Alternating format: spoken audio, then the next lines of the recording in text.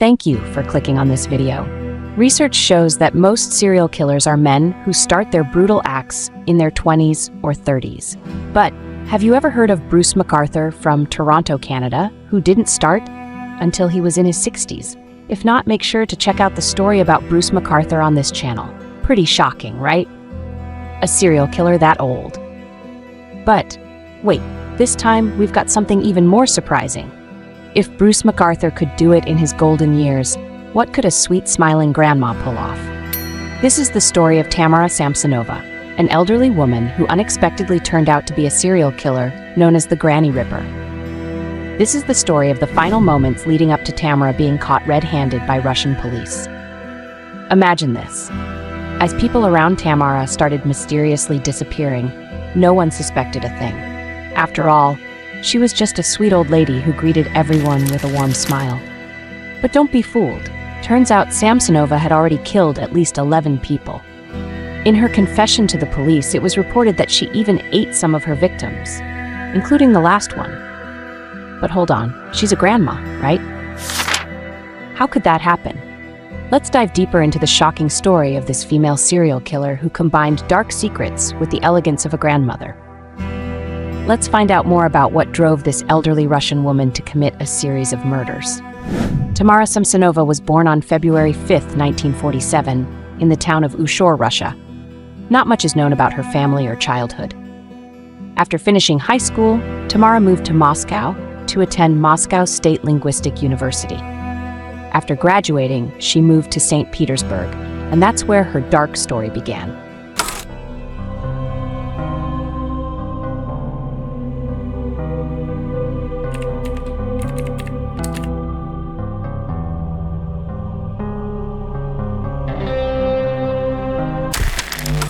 There, TAMARA met and married her husband, Alexei Samsonova, in 1971 when she was just 24 years old.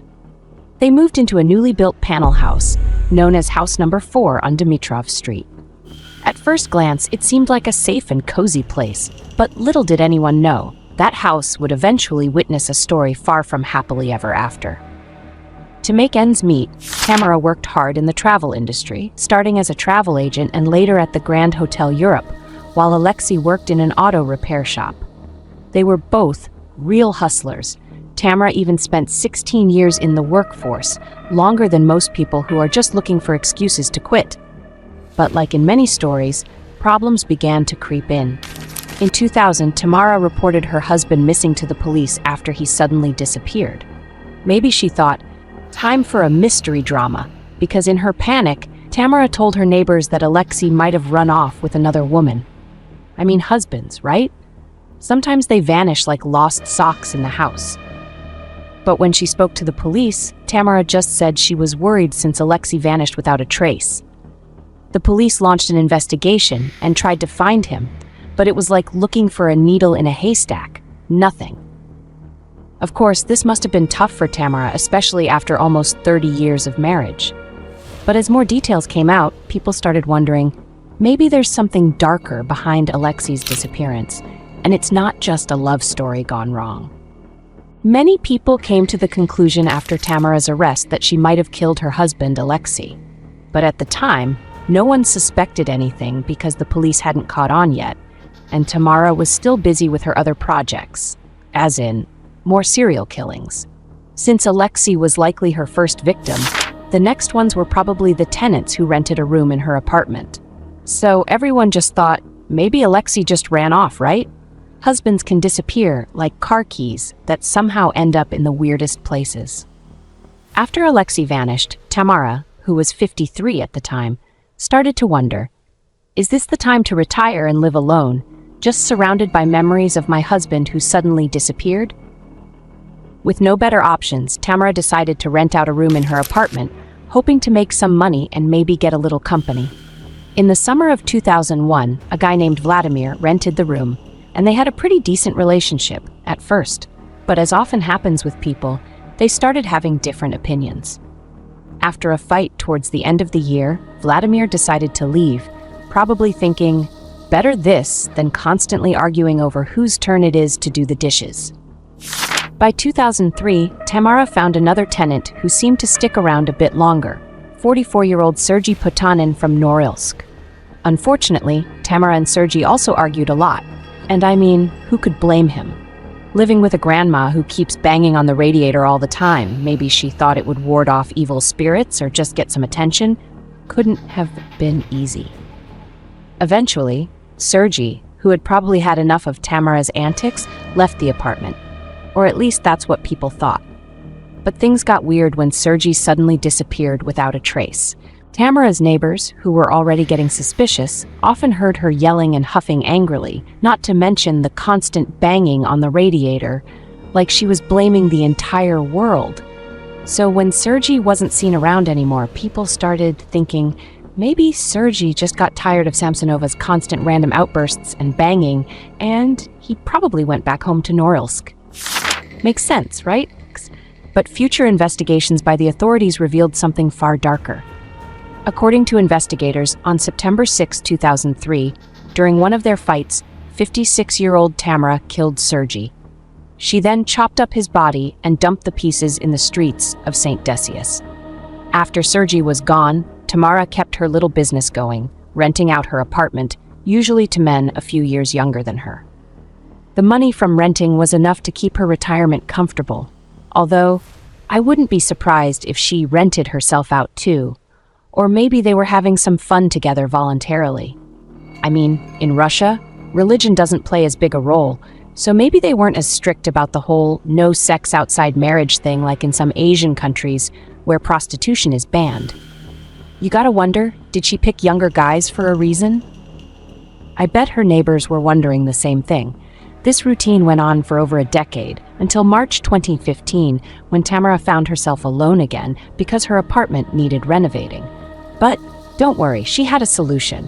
One of her friends introduced her to Valentina Nikolaevna Ulinova. Try saying that name 3 times fast. Seriously, it's a mouthful.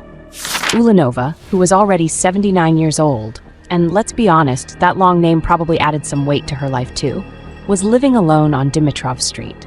It seems fate brought these 2 grannies together, but one of them had a bit of a sharper plan in mind. Now, after hearing this story, do you feel a little creeped out? Just picture it. Tamara calmly welcoming tenant after tenant, who then mysteriously disappeared, all without raising any suspicions from her neighbors. Weird, right? How did no one notice these people were vanishing one by one? One of Tamara Samsonova's friends tried convincing Ulinova to let Tamara stay with her while Tamara's apartment was being renovated. It seemed like a reasonable idea.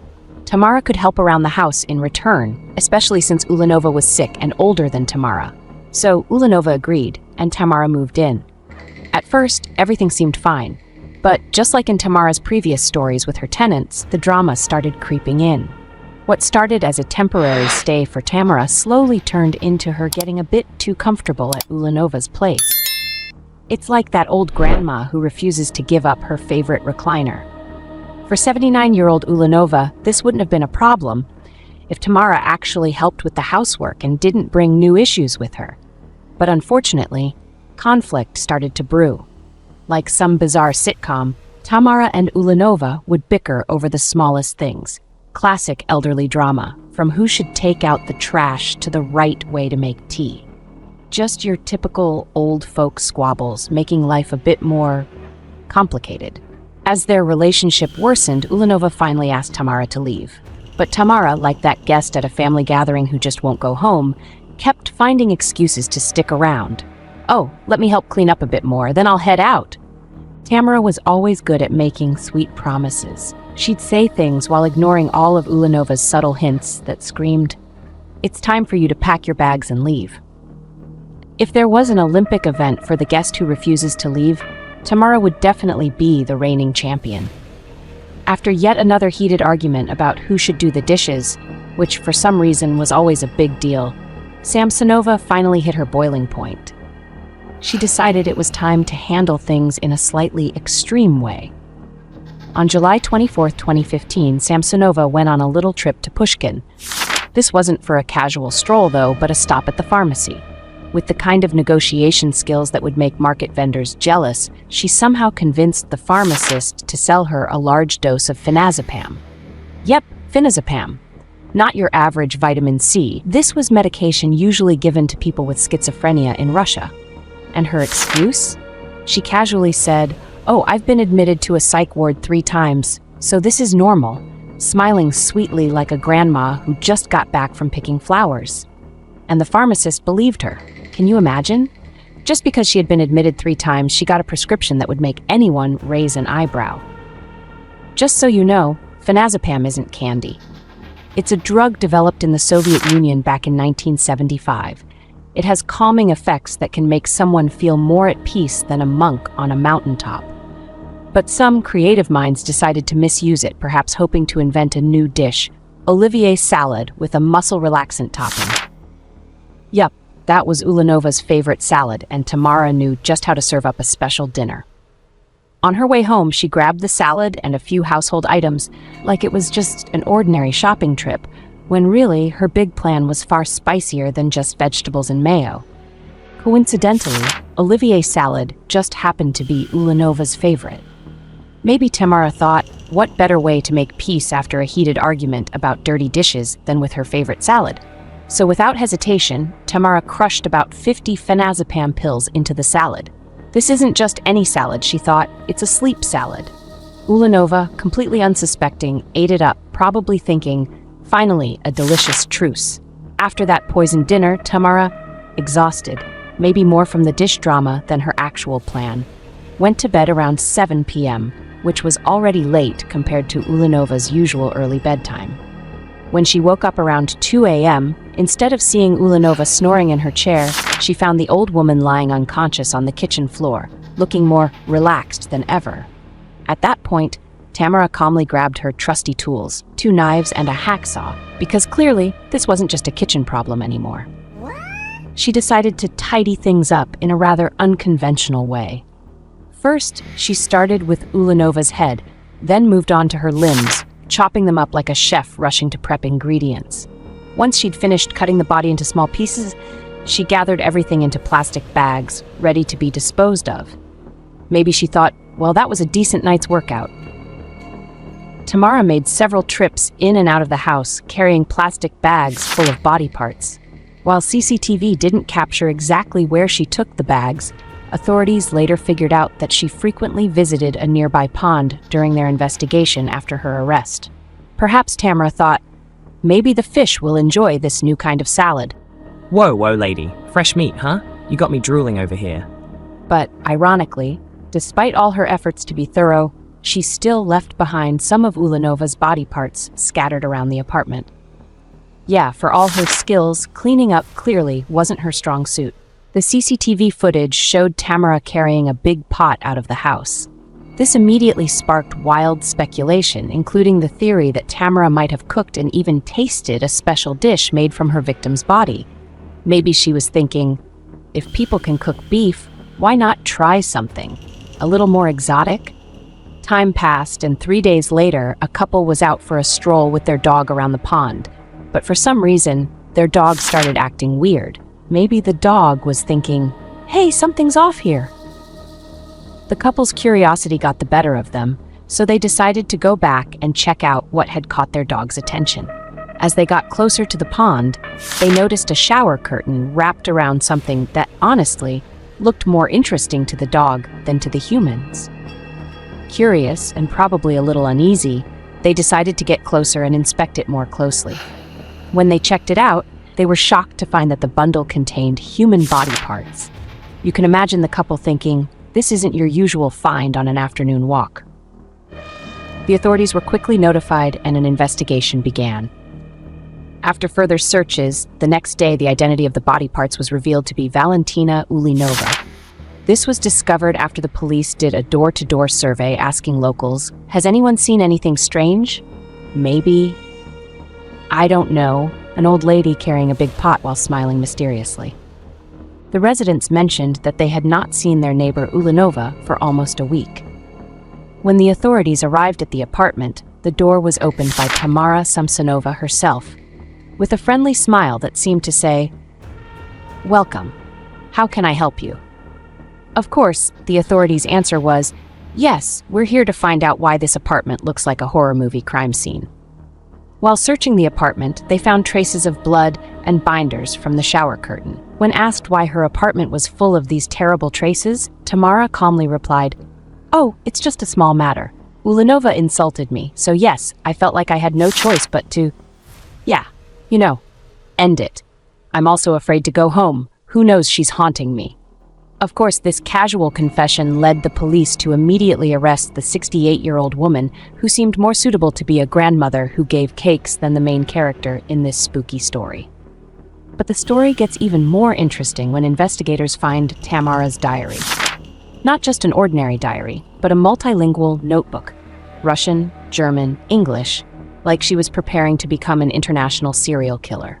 She notes every little detail of her life, maybe like, buy bread today. Oh, and yes, killed the tenant again, and I cut Sergei's penis and licked his face, and I like to kiss the cold body, sniffing his dirty holes. One of the entries that made the hair stand on end was her confession about the murder of Sergei, her former tenant. She wrote, "I killed my tenant, Volodya. I cut it into small parts in the bathroom with a knife. I suck his dick." As if she was telling a cooking recipe, not a cruel act. Oh my God, this diary is so much darker than we ever imagined. Tamara seems to have a very organized method of dealing with murder. She put the pieces of Ulanova's body in plastic bags and scattered them in different places of the frenzy district, like a person who was running the program, break and throw away. In her diary, she even wrote, "I love Valia," like she was reminiscing about an ex-boyfriend. Not an unusual friend, exactly the housemate she had just dismembered. Love comes in many forms, and it would seem, sometimes with a hacksaw. In a truly unexpected act, Tamara gladly offered to help the investigator. She said, "Come on, I'll show you how," while taking a doll to demonstrate how she dismembered Ulanova. As the chef demonstrates the recipe of the dish, she starts from the head, then wraps everything in a shower curtain with frightening precision. If only there was an award for the neatest wrapping skill, Tamara would have won. However, there was one logistical problem. Ulanova was too heavy, so instead of long walks, Tamara dumped her legs and hips in the backyard. Yes, very pragmatic. Then, to disguise the identity of the victim, he chose the way unique, by boiling Ulanova's head and hands in a saucepan, like she's trying out a new recipe for an exotic dish that's not highly recommended. Of course, all these pieces ended up being thrown in the trash as if he was just cleaning up the remains of a big party. Investigators are still hard at work collecting more evidence, but they may feel like reading a horror novel while investigating Tamara's diary, a real version of a creepy story that they can't just close. Even though some answers started to pop up, one big question still remains. How did an ordinary grandmother from St. Petersburg suddenly become a human cutting expert? What made Tamara Samsonova develop this rather unusual hobby?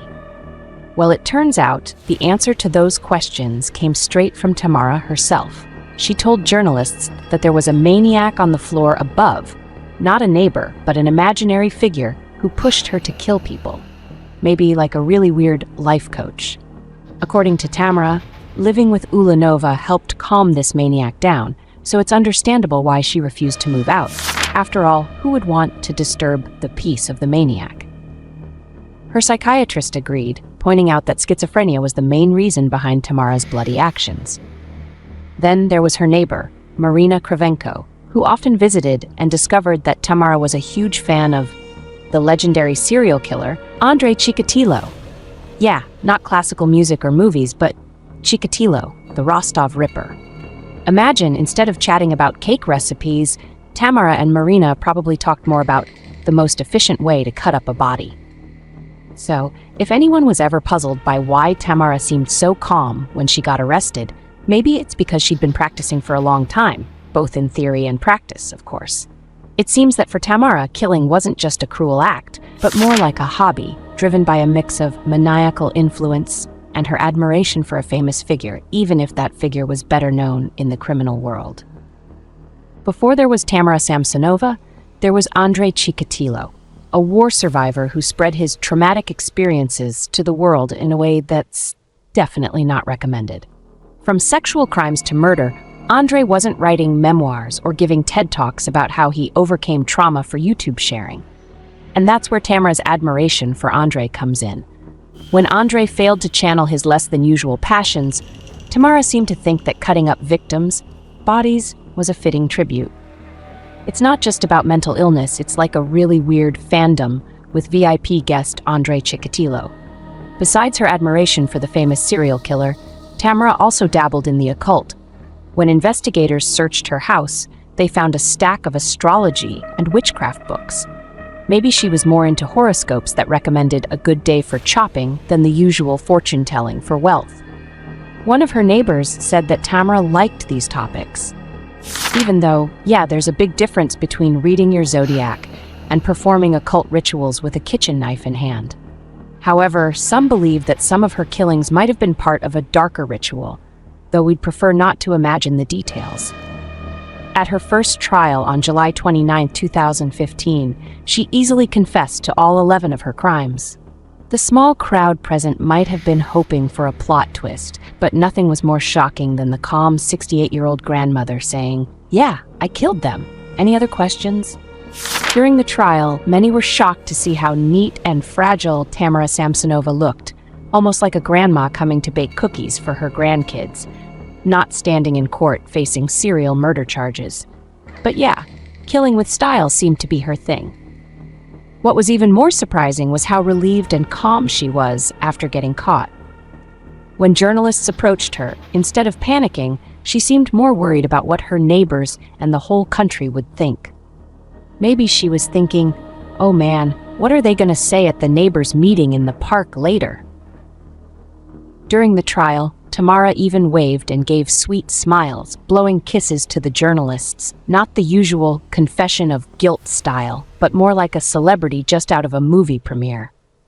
When asked to speak, Tamara calmly explained that she had planned all the murders carefully, right up to the last one, just so she could get caught. For her, there was no other way to live. Maybe she thought prison would bring more order. The climax came when the judge, probably hoping for some dramatic dialogue, asked, "I'm required to sentence you. What's your opinion?" With a whatever attitude, Tamara replied, "It's up to you. I'm clearly guilty and deserve to be punished." Right after the judge announced she would be detained, Tamara clapped as if she had just won a contest or a lottery, or at least finished watching her favorite opera. On November 26, 2015, Tamara officially became the newest inmate of the prison, and maybe the only one who entered with a standing ovation from herself. Tamara Samsonova's psychiatric forensic examination showed she's a serious threat to society, and apparently anyone who refuses to clean the dishes after dinner. Suspected of having schizophrenia, this elderly woman had been hospitalized in the past, which explains why she was so relaxed talking about details that would make anyone shudder. Because of this condition, Tamara was placed in the Kazan Clinic, a special facility for patients with extra needs, aka a place for those with a rather complicated relationship with the real world. And there she waits for the investigation to wrap up, or maybe just enjoys the peace. In December 2015, Tamara was sentenced to life in prison, but don't get it wrong. It's a prison with a bit more comfort, at a mental facility. No steel bars or tough guards, just a team of doctors busier with therapy schedules than counting prison days. Now at 75 years old, Tamara is expected to spend the rest of her life in the Kazan Clinic, where she might just be planning a spin-off from the cases documented in her diary. Who knows? Maybe a TV series? Or at least a famous recipe for Olivier salad with a touch of phenazepam. Oh, and about the details of her victims, although there are thought to be 11, the court only uncovered 4 cases. The rest remain buried in darkness, along with Samsonova's undisclosed secrets. Thanks for watching I Felt the Dark. Don't forget to click on one of the 2 videos on the screen, because, who knows, the next story could be closer than you think. And remember, when a neighbor smiles too sweetly while offering you salad, there might be something more than just a secret ingredient in it. See you in the next darkness.